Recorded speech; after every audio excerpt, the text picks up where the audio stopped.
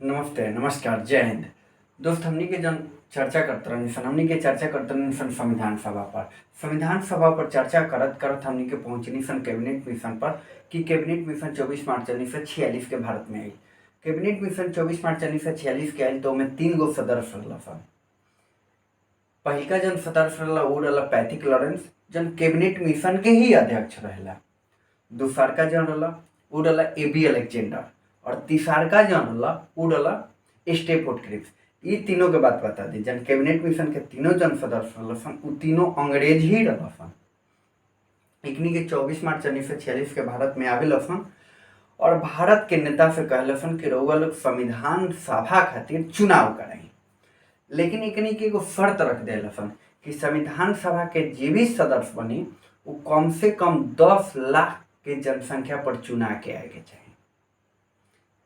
एकनी के कह दिलसन कैबिनेट मिशन वाला, लेकिन एकनी के शर्त मानल गई। एकनी के शर्त मान के संविधान सभा खातिर चुनाव कराई जाला। उस समय चुनाव होला तो उस समय भारत के जन आबादी रहला 38 करोड़ 90 लाख रहला। कितना रहला? 38 करोड़ 90 लाख। अगर प्रत्येक सदस्य अगर 10 लाख के जनसंख्या पर चुनाव के आई तो रउआ बताई कितना सदस्य आई? संविधान सभा में कितना सदस्य बनिहन लोग? बिल्कुल करेक्ट आंसर कि 389 सदस्य आई लोग। बिल्कुल कितना आई लोग? 389 सदस्य चुना के संविधान सभा में आवेला। अब 389 सदस्य के का वोटे से आवेला का? सारा आम पब्लिक आम जनता का वोट दिला से ही 389 सदस्य आवेला? तो ना, इनमें से बहुत ऐसा सदस्य रहल जे डायरेक्ट ही आ जाला, मतलब बिना वोट के ही आ जाला, ओकरा के मनोनीत कहल जाला। ठीक बा? तो 389 में से 93 गो जन सदस्य रहल लोग। कितना? 93 गो जन सदस्य रहल लोग उ मनोनीत सदस्य रहल लोग। बात समझ में आवता? और 296 सदस्य रहल लोग उ निर्वाचित सदस्य रहल लोग। कितना? तो 296 सदस्य रहल लोग उ निर्वाचित सदस्य रहल लोग और 93 को सदस्य मनोनीत सदस्य रहल लोग। कहे के मतलब इ लोग के वोट ना देहल गई रहल, आम जनता वोट ना देले रहल। इ लोग राजा महाराजा रहल लोग, राजा महाराजा रहल लोग, लेकिन इ लोग डायरेक्टे आ जाला। लेकिन इ 296 जे सदस्य आवेला इ राजा महाराजा ना रहेला, इ आमे आदमी जैसे नेता रहेला लोग, आमे आदमी के नेता रहेला लोग। तो 296 सदस्य आवेला लोग, आम आदमी वोट देला। तो एमे से 208 सदस्य कांग्रेस के रहेला लोग, 73 गो मुस्लिम लीग के सदस्य रहेला लोग और 15 गो अन्य दल के सदस्य रहेला लोग। तो कहे के मतलब 296 सदस्य एमे निर्वाचित होला और 93 गो सदस्य मनोनीत होला। तो टोटल सदस्य कितना भइल? 389। तो 389 सदस्य संविधान सभा में आवेला। संविधान निर्माण खातिर 389 सदस्य के बुलावल गई। कुछ वोट से, केहू डायरेक्ट भी है। ठीक बा? बात समझ गई, कहानी समझ में रहुआ आ गई। ठीक बा? तो 389 सदस्य काहे खातिर आई रहल बताई रहुआ? बिल्कुल ये 389 सदस्य संविधान सभा के सदस्य बनल और इस लोग जे आई रहल उस भारत के संविधान के निर्माण करे खातिर आई रहल। तब निर्माण करे खातिर आई रहल लोग, तब काम होखे आगे। तो एकरा खातिर का करे के पड़ी बताएं? तो एकरा खातिर करे के पड़ी बैठक। बात समझ में आवता ना? एकरा खातिर का करे के पड़ी? बैठक। तो अब होला बैठक के शुरुआत। तो पहिलका जन बैठक होला उ होला 9 दिसंबर 1946 के।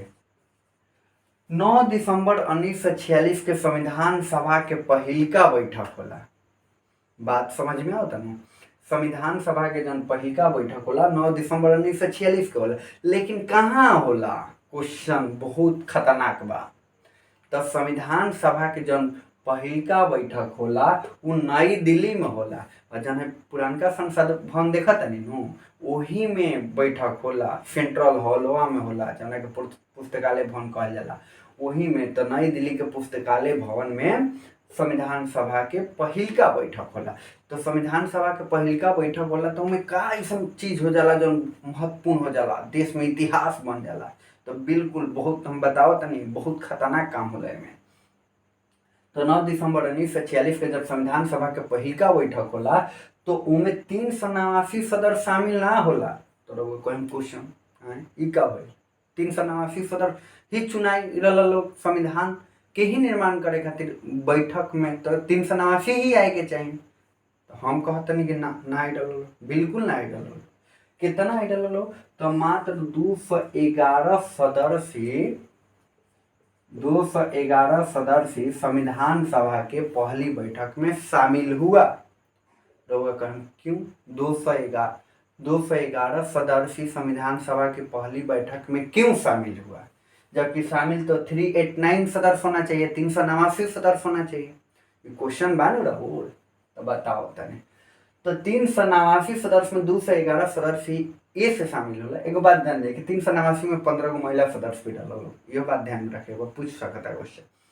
तो 389 सदस्य में 211 सदस्य का शामिल होला, एकरा पीछे का लॉजिक बताओ तने। हाँ बताओ तने कि जन मुस्लिम लीग के जो सदस्य रहला लोग उ कहला लोग कि जब तक पाकिस्तान खातिर अलग संविधान सभा के निर्माण ना होई नु तो हम संविधान सभा के पहिलका बैठक का हम कौनो बैठक में शामिल ना होखे। तो संख्या कम हुई कि ना हुई, बिल्कुल हुई। और जन हैदराबाद देशी रियासत रहला नु, हैदराबाद देशी रियासत उहो कहलक कि हमू संविधान सभा के बैठक में शामिल ना होखे ली। और सदस्य संख्या घटा आ कुछ ऐसा संविधान सभा के सदस्य रहला लोग जेकर तबियत भी खराब रहला तो यहू से ना आई लोग। और कुछ ऐसा सदस्य रहला लोग जे उस समय पर जब पहिलका बैठक रहला तो दिल्ली ना पहुंच पैलक। बात समझ में आवत है नु। ये से संविधान सभा के पहिलका बैठक में मात्र 211 सदस्य ही शामिल होला, 389 सदस्य शामिल ना होला। ई लॉजिक रहुआ समझ में आ गई कि एकर पीछे के क्रोनोलॉजी का रहला।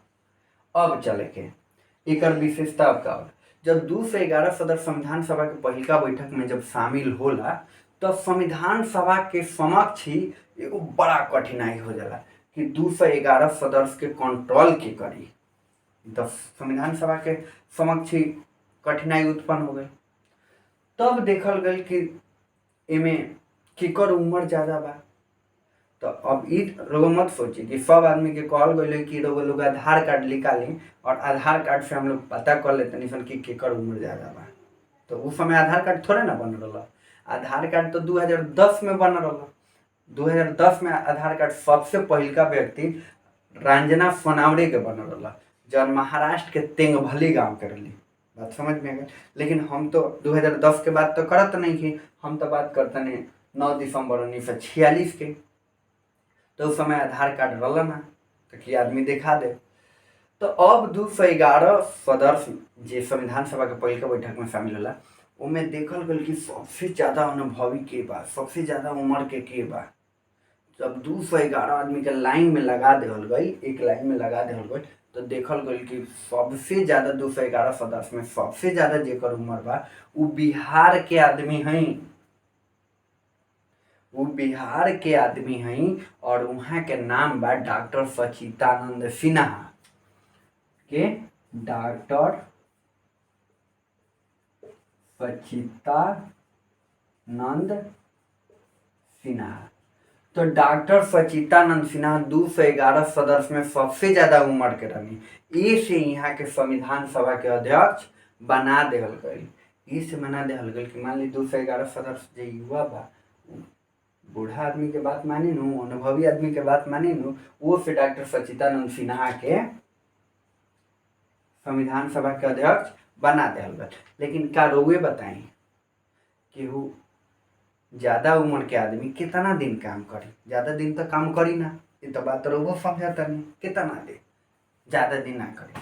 तो डॉक्टर सच्चिदानंद सिन्हा भी ज्यादा दिन ना करी, मात्र 2 दिन ही अध्यक्षता कर पाई। बात समझते हैं नो। यानी संविधान सभा के पहिलका बैठक के ही अध्यक्षता करेनी, दूसरका बैठक के ना करेनी। बात समझ में आ गई। तो ए से संविधान सभा से क्वेश्चन पूछला कि संविधान सभा के प्रथम अध्यक्ष कौन थे, तो धड़ाक से बोल दे आंसर, डॉक्टर सच्चिदानंद सिन्हा। डॉक्टर सच्चिदानंद सिन्हा को संविधान सभा का अध्यक्ष क्यों चुना गया? तो ज़्यादा उम्र होने के कारण डॉक्टर सच्चिदानंद सिन्हा को संविधान सभा का अध्यक्ष बनाया गया। तीसरा का क्वेश्चन हुई कि संविधान सभा के अस्थायी अध्यक्ष कौन थे? तो डॉक्टर सच्चिदानंद सिन्हा ही संविधान सभा के अध्यक्ष थे। ये बात समझ गए। अब पता ही नहीं है कि डॉक्टर सच्चिदानंद सिन्हा के मात्र 2 दिन के लिए अध्यक्ष बनावल जाला और पहिल के बैठक खातिर अध्यक्ष रहे नहीं, दूसर का बैठक खातिर ना। तो रउआ क्वेश्चन आवेला कि दूसर का बैठक तब कब होला? तो बता देते हैं 11 दिसंबर 1946 के संविधान सभा के दूसर का बैठक होला, नई दिल्ली के उहे पुरानका संसद भवन में होला। ठीक बा। तो 11 दिसंबर 1946 के संविधान सभा के जब दूसर का बैठक होला तो एक विशेषता रहेला कि डॉक्टर सच्चिदानंद सिन्हा के कहल जाला कि अब रउआ कुर्सी छोड़ी, अब रउआ अध्यक्ष मत बनी। तो अब वहाँ के स्थान पर केकरा के अध्यक्ष बनावल गल, इहो तो रउआ दिमाग में तो क्वेश्चन उत्पन्न होता ना जी। तो बता देते हैं। तो डॉक्टर सच्चिदानंद सिन्हा के स्थान पर ही बिहार के गांधी जी, सही सुनिए, बिहार के गांधी, भारत के देश रत्न, भारत के आजाद शत्रु डॉक्टर राजेंद्र प्रसाद के संविधान सभा के अध्यक्ष बना देहल जाला। की करे के? डॉक्टर राजेंद्र प्रसाद के